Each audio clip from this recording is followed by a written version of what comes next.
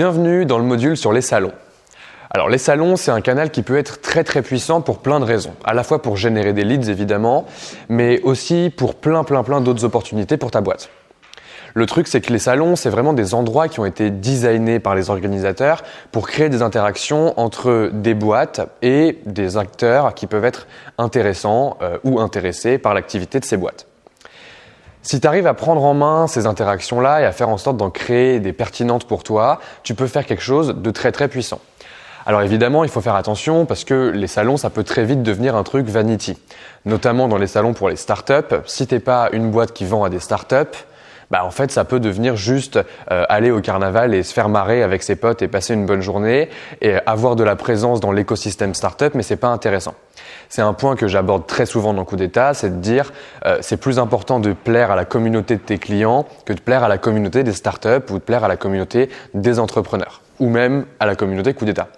Tout l'enjeu, du coup, ça va être de réussir à créer les bonnes interactions qui vont être intéressantes pour ton business réellement, qui sont alignées sur tes objectifs et à se poser vraiment cette question d'à quel point je peux avoir un vrai retour sur investissement sur l'argent que je vais dépenser dans un salon. Parce que oui, les salons, la plupart du temps, c'est un canal qui est payant. C'est un canal qui est payant parce que afficher sur un salon, avoir un stand, ça coûte de l'argent et toute l'organisation qu'il y a autour, tous les goodies, etc., ça va coûter quand même pas mal de sous. Cet argent-là, on va voir comment se poser la bonne question de la rentabilité du salon. On va voir comment repérer les bons salons sur lesquels exposer. On va voir comment préparer l'organisation de ton salon. Bref, on va voir ensemble comment faire ta première expérience pour générer des leads et générer des opportunités pour ton business à travers ce canal. L'objectif, c'est qu'à la fin de cette vidéo, tu aies vraiment compris comment ce canal fonctionne.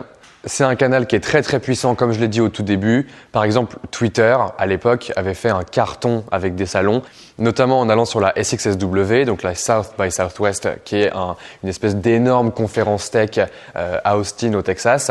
Et en fait, eux, ils y étaient allés. Ils avaient mis des écrans géants où il y avait des tweets qui s'affichaient en live sur les télés. Et du coup, tous les gens qui passaient dans le salon et qui regardaient ces trucs-là, ils disaient « Ah, mais c'est quoi ?» Et puis les gens finissaient par s'inscrire. Ils avaient tout un programme qui faisait que s'ils s'inscrivaient à travers ce salon, ils étaient déjà abonnés à 12 personnes qui étaient des influenceurs du salon et donc ils avaient une super expérience de démarrage. À l'époque, sur Twitter, il y avait 20 000 tweets par jour et ils sont passés en quelques jours de salon à 60 000 tweets par jour.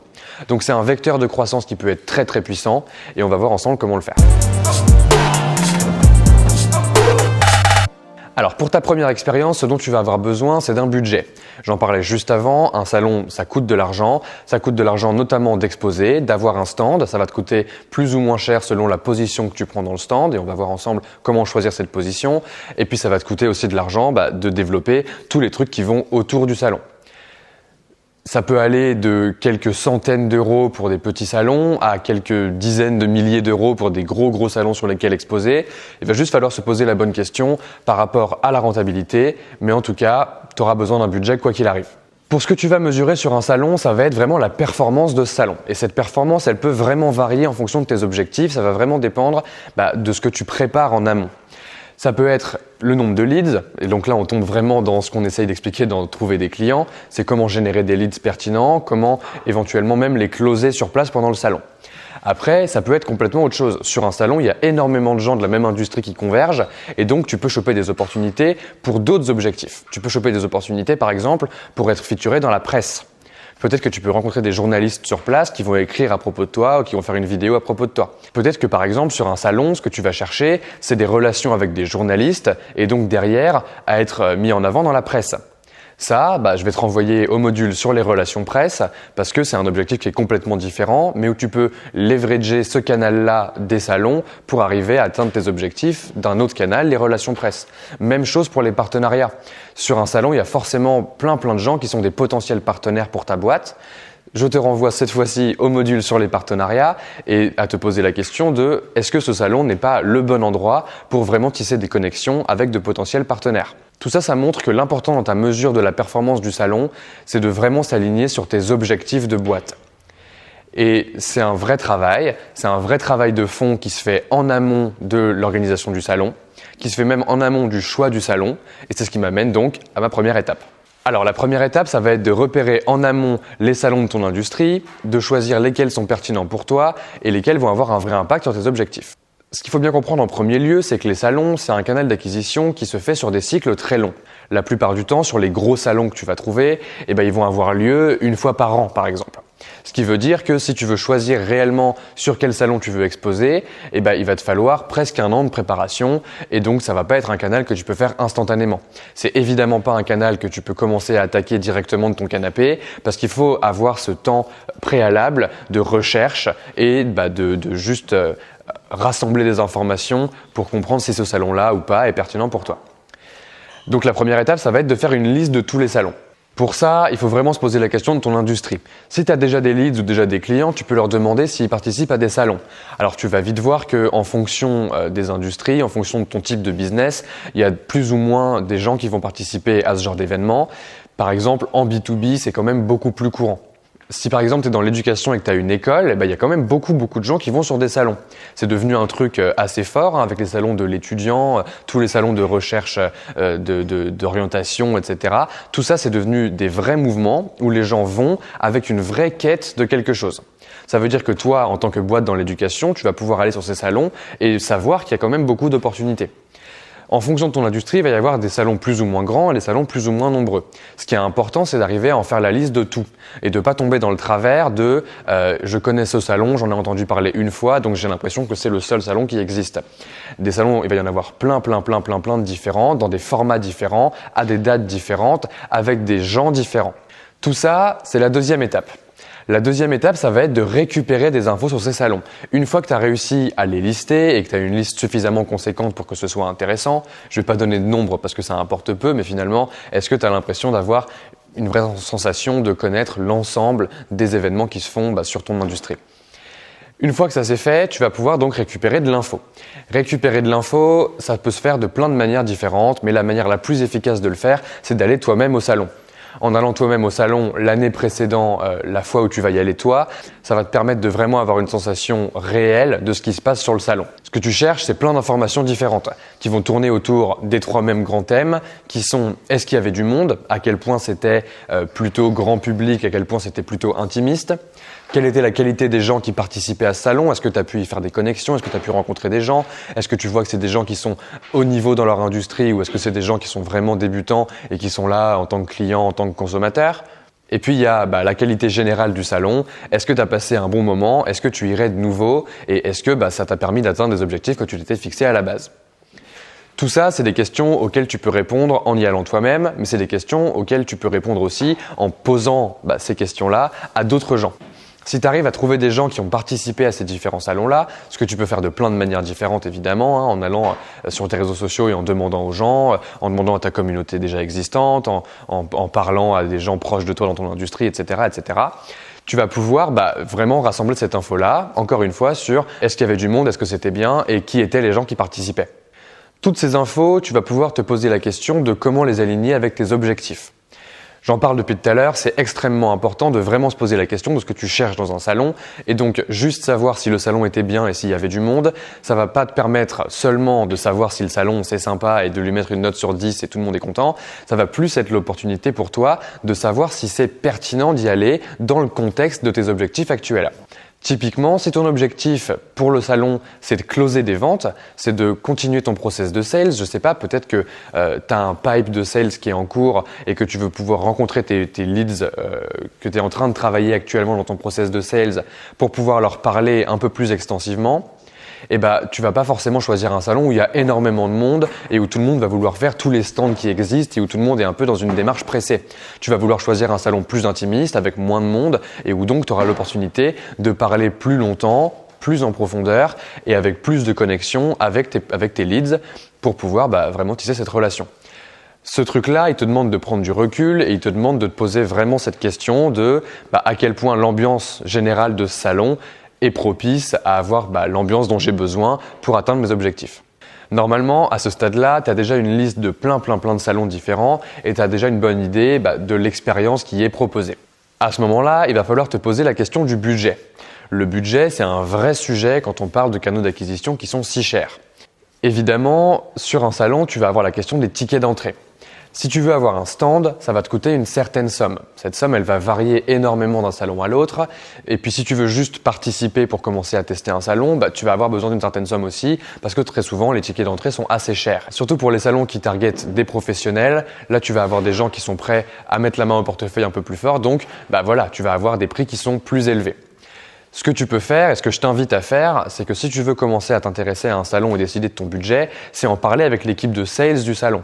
La plupart du temps, ils ont des points de contact pour les annonceurs, pour les gens qui vont venir avoir des stands, et tu peux les contacter pour leur poser toutes tes questions et récupérer des infos sur la différente gamme de prix que tu peux avoir, sur le positionnement que tu peux avoir dans ton salon, sur vraiment toutes les questions que tu peux te poser pour arriver in fine à créer une expérience qui te permet d'atteindre une rentabilité pour ton salon. Cette rentabilité-là, elle est essentielle quand tu te poses la question de ton budget. Ton budget, il va englober à la fois le ticket d'entrée dont j'ai parlé, mais il va englober aussi l'organisation, s'il faut prendre des billets d'avion ou des billets de train pour t'y déplacer. Il va prendre en compte le temps homme que tu vas dépenser dans le fait d'avoir un salon, parce que la plupart du temps, tu vas pas y aller tout seul, tu vas y aller avec une petite équipe. C'est quand même vachement plus sympa et beaucoup plus impactant. Tout ça, c'est à prendre en compte dans un sujet de rentabilité. Ce qu'il faut pour calculer cette rentabilité, à la louche, évidemment, on n'est pas là pour faire des comptes d'apothicaire. L'objectif, c'est vraiment de prendre ce recul et de se demander, ok, combien il y a de personnes sur ce salon ? Combien j'estime qu'est la proportion de gens qui sont pertinents par rapport à mes objectifs sur ce salon ? Et combien je peux essayer d'en tirer comme valeur ? Si on prend l'objectif le plus basique d'un salon, qui est de générer des leads et de closer des ventes derrière, tu vas pouvoir te poser la question de, ok, est-ce qu'il y a 10 000 personnes sur ce salon ? Sur ces 10 000 personnes, il y en a à peu près 3 000 qui sont des leads potentiels. Et donc, je pense que je dois pouvoir en closer une dizaine.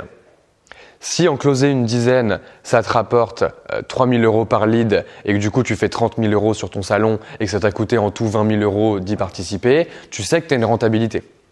Si jamais tu vends un produit qui est à 50 € et que tu estimes que tu peux closer une dizaine de leads en passant vraiment du temps à le faire bien, là tu vas avoir un vrai sujet. Évidemment, c'est une prise de risque, c'est un canal dans lequel on met du budget en avance, donc forcément il y a cette notion de prise de risque et tu vas pouvoir l'affiner au fur et à mesure.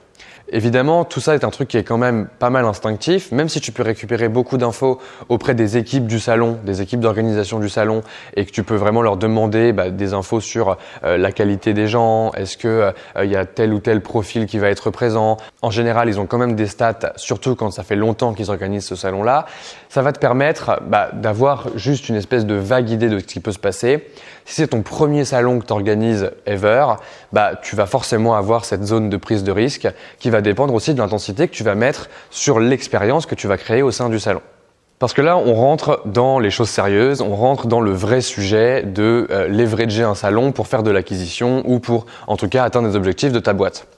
Ce vrai sujet, il est décomposé en deux grandes parties. La première qui est comment créer une expérience vraiment pertinente pour les gens qui vont participer au salon avec ta marque. Et la deuxième partie, c'est d'arriver à leverager tout le réseau qui va être sur place, parce que je l'ai dit au début, l'objectif d'un salon, c'est d'arriver à créer des synergies entre différents acteurs d'une même industrie au même endroit sur un laps de temps très court.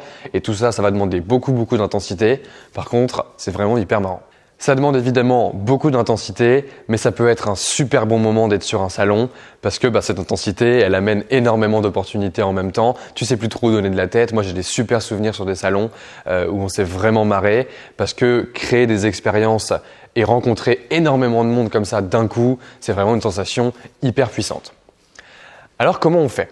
Pour créer une expérience intéressante, je vais m'attarder sur le fait d'avoir un stand sur un salon. Avoir un stand sur un salon, c'est quand même très souvent la meilleure manière de bien leverager la puissance de cet événement pour récupérer ce qui est intéressant pour toi. Tu peux y aller évidemment en tant qu'individu et juste te balader et rencontrer un maximum de gens, mais finalement tu vas un peu tomber de l'autre côté de la barrière où tu vas juste découvrir des marques sur place, éventuellement rencontrer quelques personnes, mais c'est quand même beaucoup moins efficace en termes d'attractivité que d'avoir un stand sur place. Alors la première question que tu dois te poser quand tu vas réfléchir à créer un stand sur un salon, ça va être la localisation de ce stand. La localisation d'un stand sur un salon, c'est vraiment marrant parce qu'un salon, en fait, c'est une espèce de petite communauté qui se crée en un laps de temps très très court. Et puis en fait, très très vite, les gens se connaissent et ça crée une forme de village et c'est hyper intéressant de voir les interactions. Il faut se poser la question en amont de quelle place au sein de ce village je veux occuper. Tu vas avoir un endroit où il y a beaucoup de passages parce que tu as une route qui est régulièrement empruntée. Ça me ramène un peu à la métaphore de l'autoroute que je donne dans le module sur le fonctionnement d'un canal d'acquisition. Au final, un salon, c'est plus que juste un panneau publicitaire qui dit aux gens « Allez, prenez la sortie ». C'est vraiment genre un village à part entière dans lequel les gens peuvent venir passer une expérience complète. Et ça, il faut vraiment que vous posiez cette question de la localisation. Parce qu'en fonction de si vous êtes le premier stand sur place, si vous êtes un stand central ou si vous êtes un stand complètement au fond, il n'y a pas de bonne ou de mauvaise localisation, non. Il n'y a pas de bon ou de mauvais endroit sur lequel se placer dans le salon, il y a juste savoir ce qui vous est pertinent pour vous. Avoir un stand qui est tout au fond du salon et qui est un petit peu isolé par rapport au reste, ça peut être super pertinent si tu veux créer un coin cosy et que tu veux pouvoir discuter avec les gens tranquillement sans qu'ils soient en train de se poser la question de « Ah mais c'est quoi le stand d'après où je vais aller ?» Par contre, si tu veux vraiment faire du bruit et attirer un maximum de monde parce que c'est ça ton objectif, c'est de dire « Ok, il y a 10 000 personnes sur ce salon, j'en veux 5 000 qui viennent voir mon stand, j'en veux 2 000 qui récupèrent mes cartes de visite », là c'est pertinent de se placer au centre. Évidemment, il y a des places qui coûtent plus ou moins cher, elles vont coûter plus ou moins cher en fonction du nombre de leads qui vont être apportés, mais en tout cas, il faut vraiment se poser cette question-là. La deuxième chose sur un stand, c'est évidemment le stand en lui-même. Avoir un stand qui est quali, qui attire l'œil, qui a des interactions intéressantes et qui donne envie aux gens de venir le voir, c'est quand même la meilleure manière. En plus, c'est un boulot qui est profondément créatif, qui est hyper intéressant et où tu peux vraiment créer une expérience super pour les gens qui vont être sur le salon et qui vont vouloir interagir avec ta marque. Il y a plein de bons exemples de gens qui ont fait des stands de malades. Il n'y a pas besoin de faire quelque chose d'extraordinaire, mais faire quelque chose d'un petit peu bien pensé, c'est toujours une bonne chose. Par exemple, une bonne pratique, c'est d'avoir des écrans télé sur son stand avec des vidéos qui tournent un peu en boucle, qui montrent l'expérience de ton produit. Typiquement, sur un salon de sport, quand tu vas avoir Nike qui fait un stand, ils vont avoir des écrans gigantesques où ils vont te showcase tous les nouveaux produits qu'ils ont, des gens en train de les utiliser et tu vas pouvoir te projeter directement sur « Waouh, c'est les nouveautés Nike, c'est super, j'ai vraiment envie d'aller leur parler ». Et tu vas aller les voir directement et tu vas pouvoir commencer la conversation, ils vont discuter avec eux, tu vas avoir vraiment un sentiment d'engagement par rapport à la marque que tu connais. Bref, c'est très puissant. C'est vrai pour Nike, c'est vrai pour toi, même si tu n'es pas connu du tout. Ce qui est intéressant dans un salon, c'est que tous les acteurs d'une même industrie sont au même endroit, au même moment, et que donc tu peux vraiment te faire une place très vite dans leur esprit. Cette place dans leur esprit, elle vient principalement de la gueule de ton stand. Donc il faut se poser la question de comment faire un stand qui est vraiment stylé. Ça ne veut pas dire qu'il faut investir des centaines de milliers d'euros dans un stand, ça veut dire qu'il faut savoir faire preuve de créativité et de créer des expériences de ouf. Il y a un truc qui est quand même bon à savoir, que j'ai tiré de toutes mes expériences sur des salons et de tous les gens à qui j'ai pu parler qui ont utilisé les salons pour faire de la lead generation, c'est que 70% des gens auxquels tu vas parler pendant un salon, à la louche, sont des gens que tu vas avoir été chercher à la main tout seul. Il y a 30% du coup des gens qui vont vraiment venir à ton stand et qui vont commencer à discuter avec toi spontanément. Ça va être un peu le inbound de ton salon. Le reste, c'est des gens que tu vas aller chercher directement dans les couloirs du salon. À l'époque, je bossais avec une école et donc on était sur des salons étudiants et moi, je passais ma journée à juste être un peu plus loin, genre une dizaine de mètres éloigné du stand et à juste aborder les gens dans les couloirs et à leur dire « Hey, salut, est-ce que vous connaissez l'école, machin ? Ah non, venez, on va vous montrer » et à les ramener sur le stand. Parce que c'est vraiment le seul moyen d'attirer beaucoup de monde. Vous pouvez pas juste aller mettre un stand sur un salon, vous poser là pendant toute la journée, attendre que ça se passe et espérer qu'il y ait des gens qui viennent vous parler.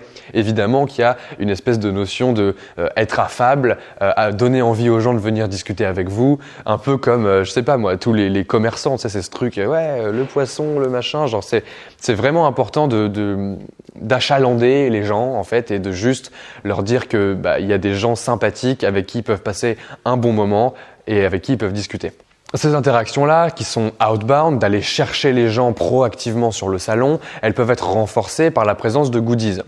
Ces goodies-là, ils peuvent être utiles pour énormément de choses. Ils peuvent être utiles notamment pour commencer à appâter les gens. Genre mine de rien, il y a plein de gens qui viennent sur un salon avec cette idée de repartir avec un sac rempli de goodies. C'est une très bonne idée d'être le sac.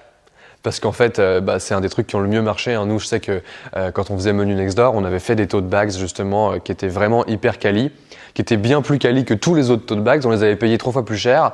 Mais par contre, genre encore de temps en temps, dans l'écosystème startup, etc., je vois des gens qui se baladent avec des sacs Menu Next Door. Et je trouve ça incroyable parce que ça prouve à quel point donner quelque chose d'utile aux gens, ça peut vraiment les faire devenir des espèces de panneaux publicitaires pour ta marque. Surtout s'ils trouvent que ta marque est sympa et qu'ils ont passé un bon moment avec toi.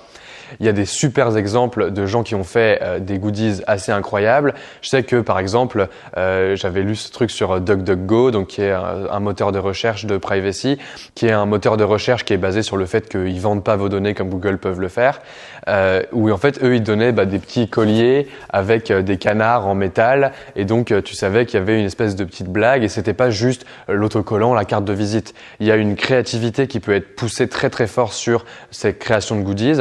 Il y a évidemment les classiques, les t-shirts, les autocollants, les tote bags, etc. Mais vous pouvez vraiment aller plus loin et vous demander vraiment de quoi les gens vont avoir besoin sur le salon et comment je vais faire pour qu'ils se rappellent de moi et qu'ils parlent de moi. Et enfin, le dernier truc à préparer sur l'organisation de votre salon et de l'expérience en général que vous allez proposer aux gens, c'est vraiment d'avoir des call to action. Ces call to action, ils sont très très souvent oubliés sur les salons. Moi, je vois encore beaucoup de gens qui sont là, genre nous on parle, on discute avec les gens, on est sympa et ça suffit. La dernière question que vous devez vous poser quand vous organisez l'expérience que vous allez proposer aux gens sur le salon, c'est celle des call to action. Très souvent, il y a des gens qui vont sur le salon, qui font tout bien, qui font un super stand, qui font un super outbound pour aller parler aux gens, qui ont des super goodies et ils sont très sympas, etc. C'est beaucoup moins performant quand même pour atteindre vos objectifs si vous n'avez pas à la fin de toute cette expérience un vrai call to action. Alors il n'y a pas besoin de faire quelque chose de compliqué, il suffit de tendre des cartes de visite, mais au lieu qu'il y ait juste votre nom et votre numéro de téléphone, qu'au dos de la carte de visite il y ait un QR code ou une petite URL qui ramène vers un site qui est optimisé pour mobile avec marqué 20% sur notre offre pour les participants du salon. Et du coup, tous les gens à qui tu vas tendre une carte de visite vont avoir dans leur poche un call to action. Évidemment, une carte de visite, ça va très vite être jeté, ça va très vite être oublié, mais sous-estimez pas à quel point ça peut être puissant. À la fois parce que vous avez augmenté la probabilité pour que les gens vraiment fassent une action avec votre boîte au-delà de juste vous avoir parlé et avoir passé un bon moment avec vous, mais en plus de ça, parce que vous allez pouvoir mesurer l'impact du salon beaucoup plus efficacement que si vous étiez juste là à faire les malins. Tout ça, si vous arrivez à le traquer correctement et que vous prenez le module fonctionnement d'un canal, que vous mettez les bons UTM, que vous faites des jolis liens raccourcis et que vous faites votre job correctement, normalement, à la fin de tout ce que je viens de dire, vous avez imaginé une expérience qui est pertinente avec un stand, des vraies interactions, aller chercher des gens à l'extérieur, leur proposer des goodies pertinents avec des call to action qui vont vous permettre d'augmenter votre taux de transformation et de mesurer l'impact de toute votre activité sur votre business directement. Donc ça, c'est la première partie, c'est créer une expérience. Et il y a la deuxième partie qui est sur leverager tout le réseau. Parce qu'un salon, c'est avant tout une opportunité gigantesque pour se caler beaucoup de rendez-vous. Tout ce dont je vous ai parlé jusqu'à maintenant, c'est vraiment l'aspect stand, être présent et que les gens vous aient en tête beaucoup et avoir des interactions. Mais en fait, en backstage d'un salon, il se passe énormément de choses. Et ce qui est important quand vous avez décidé de vous installer sur un salon, que vous avez payé votre stand et que le compte à rebours démarre, c'est de commencer déjà à organiser des rendez-vous. La plupart des gens qui ont des vrais succès liés à des salons ont prévu en amont qui ils allaient rencontrer sur place. Normalement, quand vous avez payé un stand ou même des fois quand vous avez payé un ticket, vous pouvez avoir accès à la liste des participants de ce salon, des participants annonceurs et peut-être même des fois des participants visiteurs. Peu importe, si vous avez accès à une de ces listes, vous allez pouvoir commencer à contacter les gens. Ces gens-là, ils peuvent avoir plein de formes différentes. Ça peut être des journalistes, ça peut être des potentiels partenaires, ça peut être des potentiels clients, ça peut être des gens qui sont déjà dans votre pipe de sales et pour qui vous voulez avoir une interaction spécifique et les pousser. Ça peut être des gens qui sont déjà des clients existants. Ça peut être vraiment tout type de personnes. Et il faut contacter ces gens-là et leur dire « Hey, salut machin, j'ai vu que tu participais au salon. Est-ce que ça te dirait qu'on en profite pour se caler un rendez-vous déjà en avance parce qu'on sait très bien qu'une fois sur place, ça va être le bordel. » Et effectivement, soyez prêts à ce que pendant un salon, ce soit vraiment le bordel. C'est hyper intense, il y a énormément de gens en même temps, énormément d'opportunités, il faut les choisir. Choisir les bonnes opportunités, c'est beaucoup plus simple de le faire à froid en amont du salon qu'une fois sur place quand vous avez tout à gérer et que votre stand se casse la gueule et qu'il y a un problème d'électricité et que machin, c'est extrêmement intense. Donc, essayez de préparer au maximum en amont pour en tirer le maximum de valeur. Tous ces gens, tu vas les contacter, leur proposer des rendez-vous et il faut leur proposer des rendez-vous qui sont adaptés. Alors évidemment, tu peux faire des one-to-one, hein, tu peux juste les voir, tu vas te poser dans un des canapés du salon et discuter avec eux pendant un certain temps, c'est la première forme.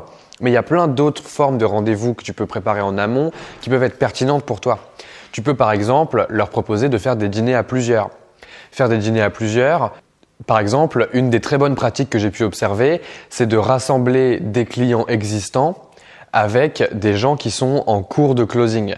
S'il y a des gens qui sont dans votre pipe de vente actuellement et qui sont encore un peu incertains et que vous avez besoin de travailler encore un cran, hein, notamment si vous êtes en B2B, et je vous renvoie au module sur la vente en direct, en fait, c'est l'opportunité de juste mettre autour d'une même table, dans un bon moment, des gens qui ont déjà acheté et des gens qui vont peut-être acheter. Et du coup, tu vas avoir un pouvoir de prescription qui est très fort. La plupart du temps, les gens préfèrent quand même avoir affaire à des utilisateurs réels du service ou du produit que tu proposes plutôt qu'à ton équipe de sales. Et créer ces interactions-là, ça peut être très très puissant. En plus de ça, ces dîners, ça peut être fait dans des endroits super sympas. La plupart du temps, les gens qui vont sur des salons, ils le voient un peu comme des vacances, évidemment c'est très intense, etc. Mais ça te change complètement du cadre dans lequel tu as l'habitude d'évoluer. Donc c'est une opportunité de faire des choses qu'on n'a pas l'habitude de faire. Donc si par exemple tu proposes aux gens d'aller manger dans un resto un petit peu fancy, ça peut très vite attirer leur attention et être intéressant. Évidemment, ça peut coûter cher d'inviter 10-15 personnes autour d'une même table à aller au même resto et peut-être que là, c'est l'opportunité pour toi de t'associer avec d'autres boîtes présentes sur le salon et de partager l'addition. Ces opportunités-là, elles se repèrent en amont en commençant à discuter avec les gens qui vont être présents sur le salon, que ce soit les annonceurs ou les visiteurs. Et donc l'enjeu, c'est d'arriver à remplir ton agenda au maximum pour tirer le maximum de valeur sur une période très très courte de tous ces gens qui vont être réunis au même endroit. Grosso modo, c'est à peu près tout ce que je peux te dire sur l'organisation d'un salon. Je pense que tu as bien compris avec cette histoire de repérer les salons en amont, avec le tri des salons, essayer de comprendre s'ils sont pertinents pour toi ou pas, créer une expérience qui est incroyable en termes de stand, en termes d'approche des potentiels clients, en termes d'approche des potentiels partenaires et mettre en œuvre tout ton réseautage, tout ton networking en amont pour arriver à faire en sorte de tirer le maximum de valeur de ta présence à cet endroit-là, ça demande énormément de travail. Il y a beaucoup de contenu dans cette vidéo, j'en ai conscience et je pense que ça te fait aussi prendre conscience d'à quel point organiser un salon, c'est intense. C'est intense en fait un peu à la manière d'un événement. Un événement, si tu regardes le module sur les événements, j'en parle de la même manière. En fait, c'est tous ces trucs real time où tout se passe en même temps, tout le monde arrive en même temps. Il y a une notion d'organisation très très forte qui demande d'être tout le temps au taquet. Cette intensité, elle fait que tu vas pouvoir choper énormément d'opportunités d'un coup. J'arrête pas d'insister dessus depuis tout à l'heure, mais c'est vraiment important. C'est vraiment important de comprendre qu'un salon, c'est un gros coup de frappe d'un coup et qui va t'apporter des opportunités dans un pipe pour beaucoup de temps. Alors bien sûr, si c'est ton premier salon, c'est pas obligé que ce soit une franche réussite. Il y a tellement de choses à prendre en compte dans un salon que la plupart du temps déjà, on va y aller en équipe, c'est quand même beaucoup plus simple que d'y aller seul. Le truc, c'est qu'il y a tellement de choses à prendre en compte sur un salon que si c'est la première fois que tu en fais un, c'est pas obligatoire que ce soit une franche réussite. Et c'est pas grave. Ça fait partie de tout ce qu'on enseigne dans Coup d'État. C'est que il faut tester, il faut voir et il faut essayer d'y prendre le plus de plaisir possible. Parce que je vous le garantis, en ayant une certaine phase extravertie et en ayant l'amour de choper des opportunités, un salon, c'est vraiment le paradis sur Terre. C'est hyper intense, il se passe 1 milliard de trucs, c'est un bordel, ça change tout le temps, il y a des imprévus. Bref, il faut être prêt à ce que ce soit le chaos, mais que ce soit un chaos qui te ramène énormément de choses positives dans ta boîte. Tout ça, ça fait que c'est un canal qui est évidemment assez peu mesurable. Je peux pas vous dire comme dans d'autres canaux, tu fais un salon une fois par semaine et tu vas itérer au fur et à mesure. Ça reste des gros coups de poker. Ça reste des gros coups de poker, notamment parce que ça coûte cher d'être présent sur un salon et d'avoir un vrai impact sur l'esprit des gens et sur tes relations avec eux. Mais si ça coûte cher, ça veut dire que potentiellement ton retour sur investissement peut être élevé et en plus de ça, si tu as pris du plaisir dans le process, normalement, tu as tout gagné. Alors dans ce module, on va faire essentiellement des retours d'expérience où on va regarder différents salons et comment ils ont pu avoir un impact positif sur les boîtes qui y ont exposé. Je pense vraiment que le plus pertinent, c'est de te rendre sur le salon de ton industrie. Le problème de ce canal, c'est qu'il est loin d'être standard. Et le fait qu'il soit pas standard fait que vraiment en fonction de ton business, en fonction de ton industrie, ça va être très très très différent en termes d'approche. Ce qui est important, je pense que c'est vraiment de prendre ce recul du créateur un peu et de se demander en allant sur des salons, qu'est-ce qu'on aime bien, qu'est-ce qu'on n'aime pas, qu'est-ce qu'on trouve de super en termes d'expérience créée, comment on trouve, à quel point on trouve que certains exposants sont sympathiques, à quel point on trouve qu'ils ont une tchatch facile, etc. Et puis copier, voire voler et récupérer ça pour arriver à créer un salon qui a un vrai impact sur ton business. Parce que si tu vois que ça commence à marcher et que les salons te rapportent vraiment quelque chose, tu vas pouvoir commencer à pérenniser ce canal. Tu vas pouvoir commencer à avoir un vrai schedule sur 1 an de tous les salons auxquels tu veux participer, du budget que tu vas y allouer. Ce que je t'invite à faire, si tu commences à faire ça, ça va être de vraiment allouer un budget par trimestre en fonction des salons auxquels tu veux participer. Et puis, tu vas pouvoir commencer à structurer ça et tu vas pouvoir voir la différence entre les différents salons. Tu vas pouvoir voir la différence de performance. Est-ce qu'il y a des salons où tu as plus d'interaction avec des journalistes et des salons où tu as plus d'interaction avec des leads? Est-ce que tu peux avoir plus de rendez-vous facilement dans tel ou tel salon? Bref, c'est une vraie connaissance, c'est une vraie discipline de partir à des salons. C'est une discipline qui est intense, qui demande beaucoup d'organisation et de respect, de briser cette organisation. Par contre, c'est un canal qui peut t'amener énormément de choses positives pour ta boîte. Donc j'espère que ça t'aura donné envie de t'y mettre.